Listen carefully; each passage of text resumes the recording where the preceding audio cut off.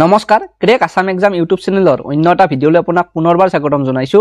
আজিৰ ভিডিঅ'টোত আমি আগন্তুক এডিআৰই পৰীক্ষাৰ বাবে সহায়ক হোৱাকৈ কেইটামান সাধাৰণ জ্ঞানৰ অতি প্ৰয়োজনীয় প্ৰশ্নোত্তৰ লৈ আহিছো। গতিকে বেছি পলম নকৰি আজিৰ ভিডিঅ'টো আৰম্ভ কৰো আহকচোন। আজিৰ ভিডিঅ'টোৰ প্ৰথম প্ৰশ্নটো দিয়া আছে, Shri Surya Pahar is located in which district of Assam? Shri Surya Pahar অসমৰ কোনখন জিলাত অৱস্থিত? ইয়াত দিয়া থকা অপচন 4টাৰ ভিতৰত শুদ্ধ উত্তৰটো হ'ব চি, শ্ৰী সূৰ্য পাহাৰ অসমৰ গোৱালপাৰা জিলাখনত অৱস্থিত। নেক্সট কুৱেশ্যনটো দিয়া আছে, who was the first Indian to receive the Bharat Ratna award? Bharat Ratna বঁটা লাভ কৰা প্ৰথম ভাৰতীয় কোন আছিল? ইয়াত দিয়া থকা অপচন 4টাৰ ভিতৰত শুদ্ধ উত্তৰটো হ'ব ডি, ভাৰত ৰত্ন বঁটা লাভ কৰা প্ৰথম তিনিগৰাকী ভাৰতীয় আছিল চক্ৰৱৰ্তী ৰাজগোপালাচাৰী, ডক্টৰ সৰ্বপল্লী ৰাধাকৃষ্ণন আৰু চি ভি ৰমন।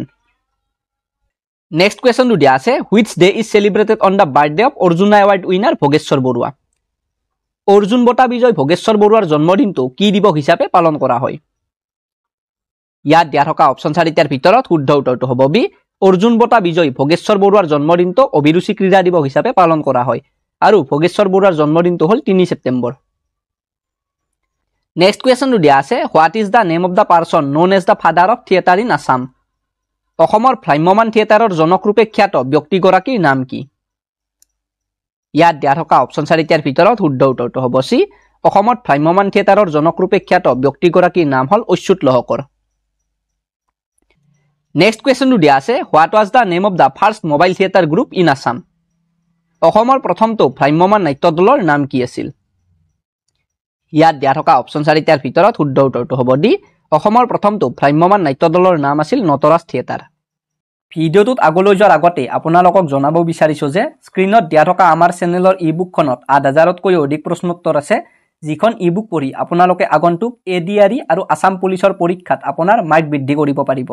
যদিহে আপুনি এই ই বুকখন ডাউনলোড কৰি পঢ়িব বিচাৰে তেন্তে ডেছক্ৰিপশ্যনত দিয়া থকা লিংকটোত ক্লিক কৰি নাইবা আমাৰ হোৱাটছআপ নাম্বাৰত যোগাযোগ কৰি অতি কম মূল্য পে' কৰি এই ই বুকখন ডাউনলোড কৰিব পাৰে। ধন্যবাদ। নেক্সট কুৱেশ্যনটো দিয়া আছে, who was the greatest king of the slave dynasty? Das বংশৰ শ্ৰেষ্ঠ ৰজাজন কোন আছিল? ইয়াত দিয়া থকা অপচন 4টাৰ ভিতৰত শুদ্ধ উত্তৰটো হ'ব এ, দাস বংশৰ শ্ৰেষ্ঠ ৰজাজন আছিল ইলতুৎমিছ। নেক্সট কুৱেশ্যনটো দিয়া আছে, in which year did the first freedom struggle of India began? ভাৰতৰ প্ৰথম স্বাধীনতা সংগ্ৰাম কোন চনত আৰম্ভ হৈছিল? ইয়াত দিয়া থকা অপচন 4টাৰ ভিতৰত শুদ্ধ উত্তৰটো হ'ব বি, ভাৰতৰ প্ৰথম স্বাধীনতা সংগ্ৰাম 1857 চনত আৰম্ভ হৈছিল। নেক্সট কুৱেশ্যনটো দিয়া আছে, who was the first Assamese two study at presidency college Calcutta? কলিকতাৰ প্ৰেচিডেঞ্চি কলেজত অধ্যয়ন কৰা প্ৰথমজন অসমীয়া কোন আছিল? ইয়াত দিয়া থকা অপচন 4টাৰ ভিতৰত শুদ্ধ উত্তৰটো হ'ব বি, কলিকতাৰ প্ৰেচিডেঞ্চি কলেজত অধ্যয়ন কৰা প্ৰথমজন অসমীয়া আছিল গুণাভিৰাম বৰুৱা। নেক্সট কুৱেশ্যনটো দিয়া আছে, who was the first Assamese engineer? সৰ্বপ্ৰথম অসমীয়া ইঞ্জিনিয়াৰ কোন আছিল?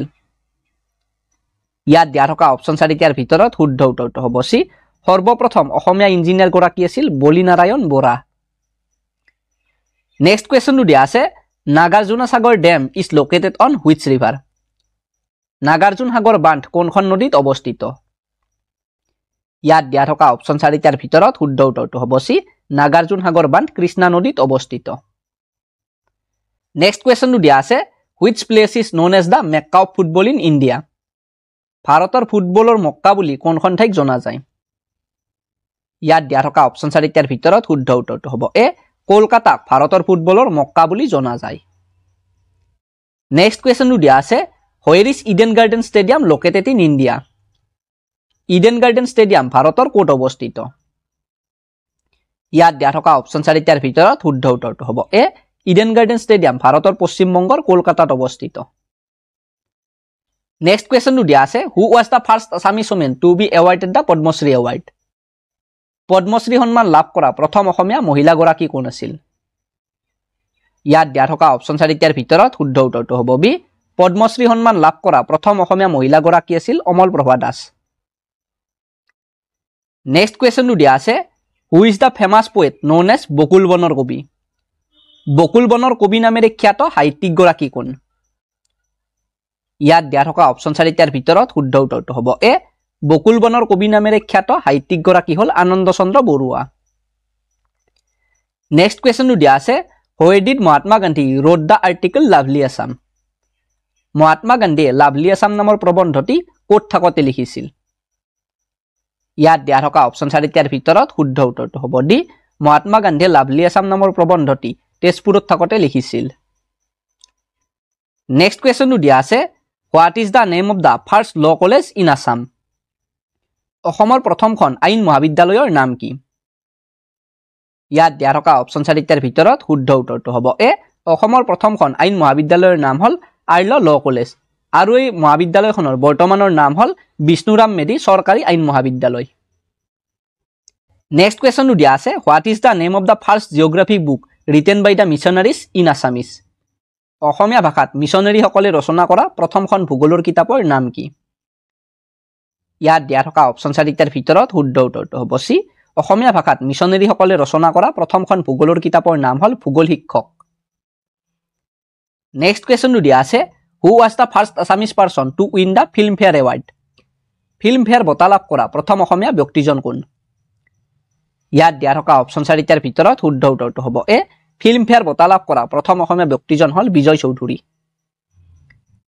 নেক্সট কুৱেশ্যনটো দিয়া আছে in which year did doctor Bhupen Hazarika became the president of the Assam সাহিত্য সভা কিমান চনত ডক্টৰ ভূপেন হাজৰিকাই অসম সাহিত্য সভাৰ সভাপতি হৈছিল ইয়াত দিয়া থকা অপশ্যন 4টাৰ ভিতৰত শুদ্ধ উত্তৰটো হ'ব বি 1993 চনত শিৱসাগৰত অনুষ্ঠিত অসম সাহিত্য সভাৰ অধিৱেশনত ডক্টৰ ভূপেন হাজৰিকাই সভাপতি হৈছিল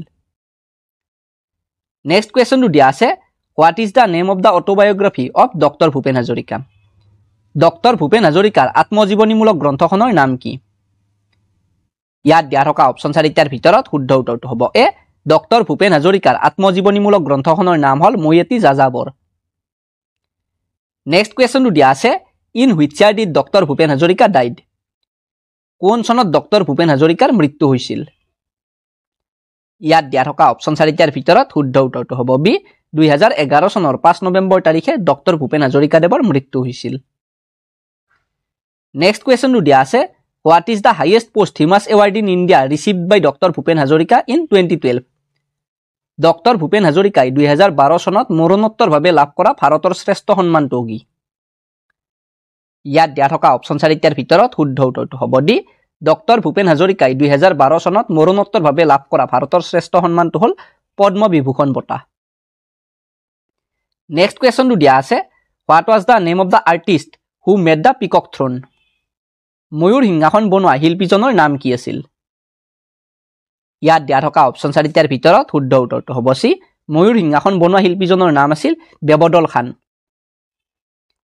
ইয়াৰে আগৰ ভিডিঅ'টোত আপোনালোকক সোধা প্ৰশ্নটো আছিল who was the first Indian women to receive the Ramon Magsaysay award Ramon Magsaysay বঁটা লাভ কৰা প্ৰথমগৰাকী ভাৰতীয় মহিলা কোন আছিল ইয়াত দিয়া থকা অপশ্যন 4টাৰ ভিতৰত শুদ্ধ উত্তৰটো হ'ব ডি ৰেমন মেগছেছে বঁটা লাভ কৰা প্ৰথমগৰাকী ভাৰতীয় মহিলা আছিল মাদাৰ টেৰেছা তেওঁ এই বঁটা 1962 চনত লাভ কৰিছিল আজিৰ ভিডিঅ'টোৰ প্ৰশ্নটো হ'ল which instrument is use to measure the purity of milk গাখীৰৰ বিশুদ্ধতা জুখিবলৈ কোনটো যন্ত্ৰ ব্যৱহাৰ কৰা হয় এই প্ৰশ্নটোৰ উত্তৰটো আপোনালোকে কমেণ্ট বক্সত কমেণ্ট কৰি জনাব নেক্সট ভিডিঅ'টোত ইয়াৰ উত্তৰটো আমি কৈ দিম আজিৰ ভিডিঅ'টোত এইখিনি প্ৰশ্ন আছিল যদি ভিডিঅ'টো চাই ভাল পালে তেনেহ'লে ভিডিঅ'টোত এটা লাইক কমেণ্ট আৰু ভিডিঅ'টো শ্বেয়াৰ কৰি দিব ধন্যবাদ